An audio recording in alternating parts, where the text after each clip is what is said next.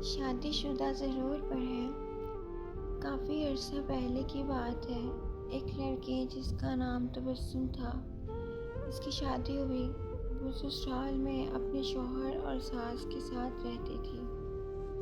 بہت کم وقت میں ہی تبسم کو یہ اندازہ ہو چکا تھا کہ وہ اپنی ساس کے ساتھ نہیں رہ سکتی۔ ان دونوں کی شخصیت بالکل مختلف تھی اور تبسم اپنی ساس کی بہت ساری عادتوں سے پریشان تھی۔ اس کے ساتھ ہر وقت تبسم پر طنز کرتی رہتی تھی، جو اسے بہت ناگوارا گزرتا تھا۔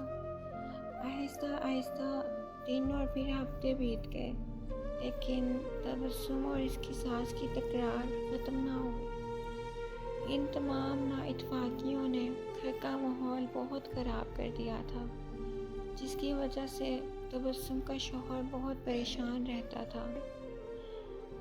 آخر کار تبسم نے یہ فیصلہ کیا کہ وہ اپنی ساس کا برا رویہ اور برداشت نہیں کرے گی اور وہ اب ضرور کچھ نہ کچھ کرے گی۔ تبسم اپنے پاپا کے ایک بہت اچھے دوست احمد انکل کے پاس گئی، جو جڑی بوٹیاں بیچتے تھے۔ تبسم نے انہیں ساری کہانی بتائی اور ان سے کہا کہ وہ اس کو تھوڑا سا زہر دے دیں تاکہ ہمیشہ کے لیے یہ مسئلہ ختم ہو جائے۔ احمد انکل نے تھوڑی دیر کے لیے کچھ سوچا اور پھر کہا کہ تبسم، میں اس مسئلے کو حل کرنے میں تمہاری مدد کروں گا، لیکن تمہیں ویسا ہی کرنا ہوگا جیسا میں تمہیں کہوں گا۔ تبسم راضی ہو گئی۔ احمد انکل ایک کمرے میں گئے اور تھوڑی دیر بعد اپنے ہاتھ میں کچھ جڑی بوٹیاں لے کر لوٹے۔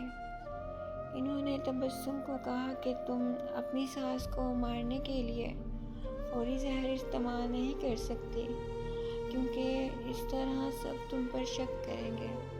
اس لیے میں تمہیں یہ جڑی بوٹیاں دے رہا ہوں۔ یہ آہستہ آہستہ ان کے جسم میں زہر پھیلائیں گی۔ ہر روز تم کچھ اچھا پکانا اور پھر انہیں کھانا دیتے وقت اس میں یہ جڑی بوٹیاں ڈال دینا۔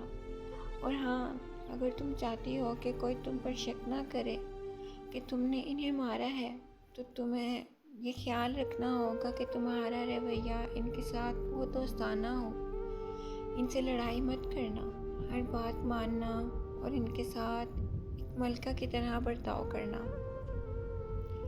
تبسم یہ سب سن کر بہت خوش ہوئی۔ اس نے احمد انکل کا شکریہ ادا کیا اور جلدی سے گھر چلے گئی، کیونکہ اب اسے اپنی ساس کو مارنے کا کام شروع کرنا تھا۔ ہفتے گزر گئے اور پھر مہینے۔ تبسم روز کچھ اچھا پکا کر اپنی ساس کو خاص طور پر پیش کرتی تھی۔ اسے یاد تھا کہ احمد انکل نے اس سے کیا کہا تھا کہ اسے اپنے غصے پر قابو رکھنا ہے، اپنی ساس کی خدمت کرنی ہے اور ان کے ساتھ اپنی ماں جیسا برتاؤ کرنا ہے۔ 6 مہینے گزر گئے۔ گھر کا نقشہ تقریباً بدل چکا تھا۔ تبسم نے کوشش کر کے اپنے غصے پر قابو پانا سیکھ لیا تھا۔ اب اکثر وہ اپنی ساس کی باتوں پر ناراض اور غصہ نہ ہوتی۔ 6 ماہ میں ایک بار بھی اس کا اپنی ساس سے جھگڑا نہیں ہوا تھا اور اب اسے وہ بہت اچھی لگنے لگی تھی۔ ان کے ساتھ رہنا بھی آسان لگنے لگا تھا۔ اس کی ساس کا رویہ بھی اس کے ساتھ بہت بدل گیا تھا اور وہ اب تبسم کو اپنی بیٹیوں کی طرح پیار کرنے لگی تھی۔ وہ اپنے سب ملنے والے کے درمیان تبسم کی تعریفیں کرتی رہتی۔ تبسم اور اس کی ساس دونوں اب ایک دوسرے کو ماں بیٹی کی طرح سمجھنے لگی تھی۔ تبسم کا شوہر بھی یہ سب دیکھ کر بہت خوش تھا۔ ایک دن تبسم پھر احمد انکل کے پاس آئی اور ان سے کہنے لگی کہ آپ مجھے طریقہ بتائیں کہ کیسے میں اپنی ساس کو اس زہر سے بچاؤں جو میں نے انہیں دیا ہے۔ وہ بہت بدل گئی ہیں، میں ان سے بہت پیار کرتی ہوں اور میں نہیں چاہتی کہ وہ اس زہر کی وجہ سے مر جائیں جو میں نے دیا ہے۔ احمد انکل مسکرائے اور کہنے لگے کہ تمہیں ڈرنے کی ضرورت نہیں، میں نے تمہیں زہر نہیں دیا تھا، بلکہ جو جڑی بوٹیاں میں نے تمہیں دی تھیں وہ وٹامن کی تھی تاکہ ان کی صحت بہتر ہو جائے۔